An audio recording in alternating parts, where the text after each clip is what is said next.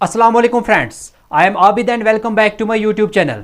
आप तो ये जानते ही होंगे कि इस साल G20 की प्रेसिडेंसी इंडिया के पास है, यानी कि जितनी भी समिट्स एंड फोरम्स थी इंडिया के टॉप 20 देशों के बीच, उन्हें इंडिया के द्वारा होस्ट कराया गया।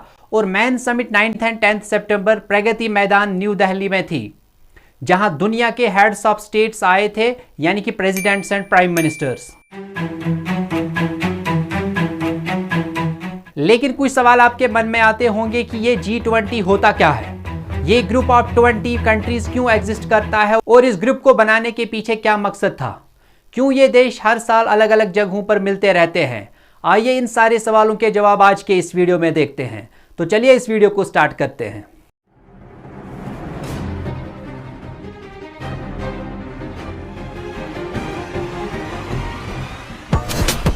India has formally taken over the presidencies of the G20. इस G20 की मेजबानी भारत को मिलना एक बहुत ही बड़ा अवसर है। India is readying itself to host world war second की डिवास्टेशन ने पूरे वर्ल्ड को रून्स में कन्वर्ट किया था और सारे देश स्टेबिलिटी एंड इकोनॉमिक रिकवरी की तलाश में थे।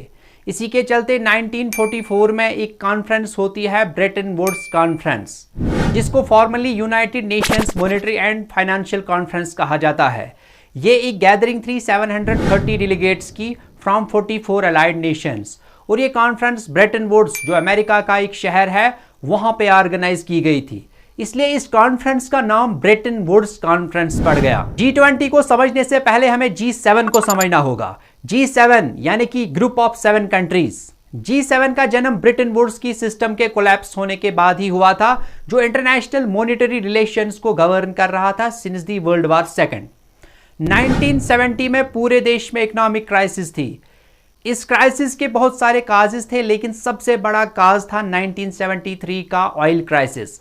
ये क्राइसिस तब शुरू हुए थे जब अरब देशों ने ऑयल पर एक एम्बार्गो लगाया। उन देशों को तेल बेचना बंद किया जो इजराइल के सपोर्ट में थे, मोस्टली वेस्टर्न कंट्रीज जैसे कि यूरोप एंड अमेरिका, जिसकी वजह से इन वेस्टर्न कंट्रीज में बहुत बड़ा इकोनॉमिक रिसेशन देखने को मिला।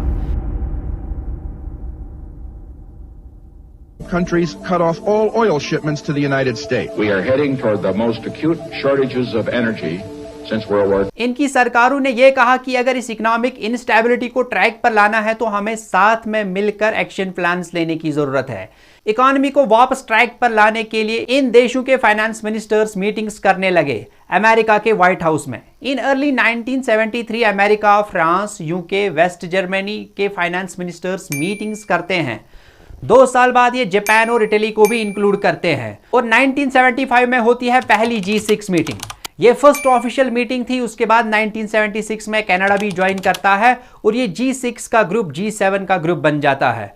और ये वो कंट्रीज थी जो सबसे डेवलप्ड कंट्रीज थी और इनकी इकोनॉमीज दुनिया की टॉप इकोनॉमीज में से थी।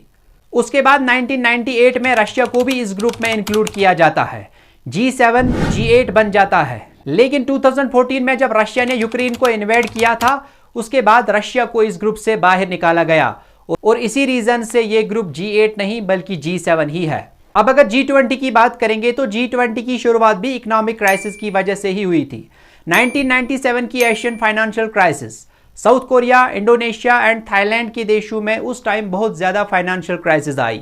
इस क्राइसिस में Hong Kong, Laos, Malaysia, Philippines, China, Japan, Singapore, Taiwan और वियतनाम जैसे देश भी अफेक्ट हुए। इन देशों में करेंसी की वैल्यू तेजी से गिरने लगी, बेरोजगारी बढ़ने लगी और कई देशों में प्रोटेस्ट्स भी देखने को मिले।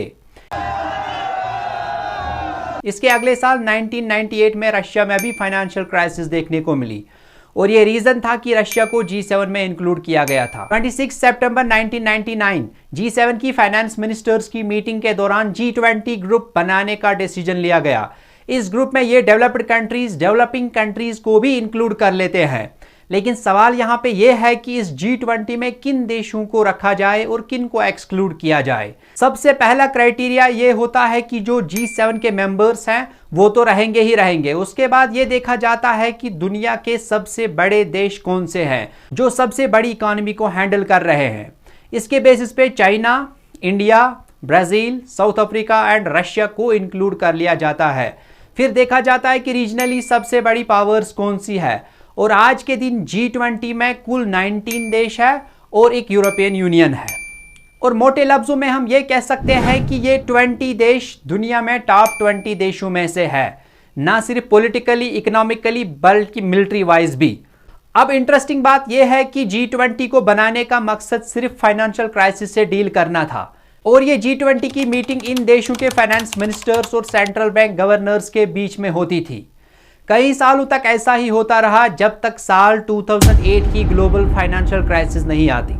Everywhere, but now it's official, we are in a recession. There's been a widespread loss of confidence, and major sectors of America's financial system are at risk of shutting down. तब इन देशों ने और realise किया कि हमें और seriously meetings करनी चाहिए। सिर्फ हमारे फाइनेंस मिनिस्टर्स ही नहीं, बल्कि प्रेसिडेंट्स एंड प्राइम मिनिस्टर्स को भी मिलना चाहिए। इसीलिए फ्रेंड्स, G20 की पहली ऑफिशियल समिट होती है 2008 में ही। ये पहली समिट अमेरिका में बिठाई गई थी, जिसमें सारे देश मिलकर डिसाइड करते हैं कि अपने बीच के ट्रेड बैरियर्स नीचे घटा देंगे और स्पेंडिंग बढ़ा देंगे।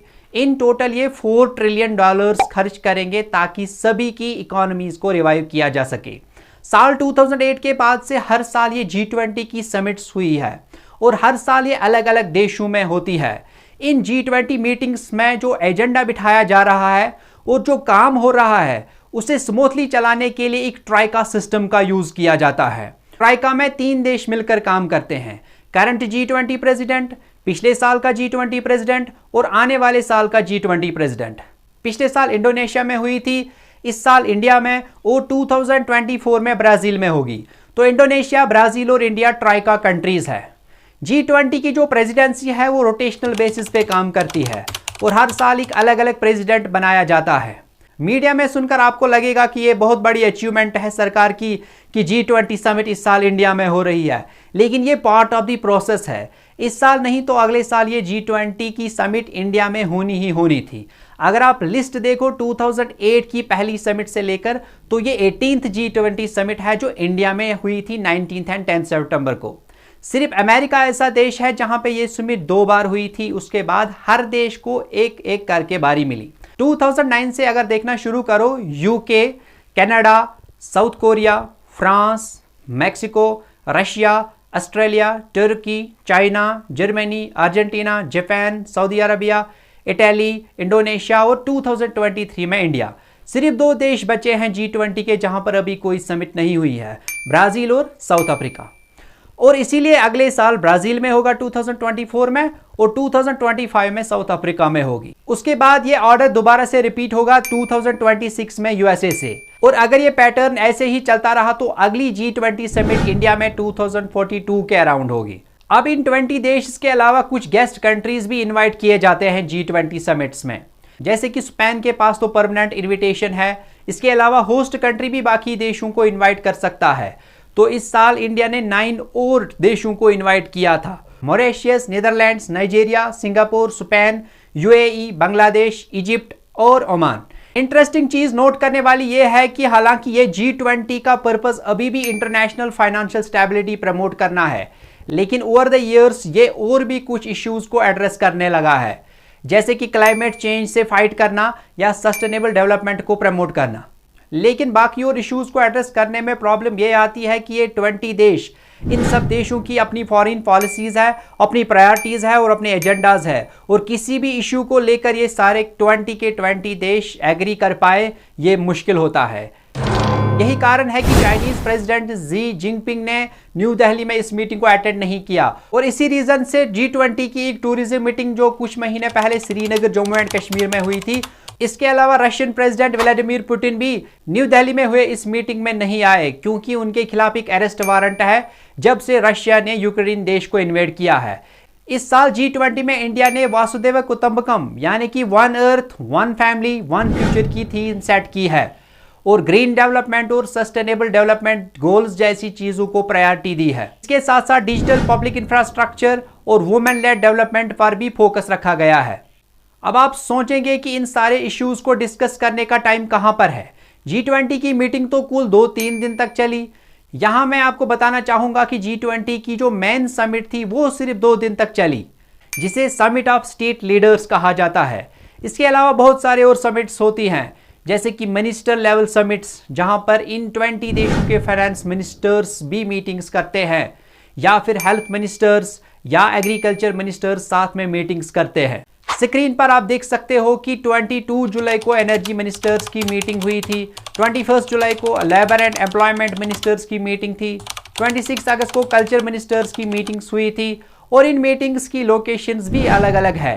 जैसे कि कल्चर मिनिस्टर्स की मीटिंग वाराणसी में हुई थी, एनर्जी मिनिस्टर्स की मीटिंग गोवा में हुई थी और लेबर और एम्प्लॉयमेंट मिनिस्टर्स की मीटिंग इंदौर में हुई थी। और मिनिस्टर्स के अलावा अलग अलग एंगेजमेंट ग्रुप्स भी बने थी G20 में, जैसे कि B20 बिजनेस ग्रुप्स की मीटिंग, C20 सिविल सोसाइटी की मीटिंग, W20 वुमेन्स के लिए, Y20 यूथ के लिए और T20 क्रिकेट वाला नहीं, थिंक टैंक्स की मीटिंग। इसके अलावा 3 से लेकर 6 सितंबर के बीच में एक शेरपा की मीटिंग भी हुई। शेरपा वैसे नेपाल में रहने वाले नोमैडिक ट्राइब के लोगों को कहा जाता है, लेकिन यहाँ पे शेरपा का मीनिंग है हर एक G20 लीडर का एक पर्सनल रिप्रेजेंटेटिव। मतलब हर एक देश के लिए एक इंसान मेन पॉइंट ऑफ कांटेक्ट होता है जो अपने देश की बात को आगे रखेगा।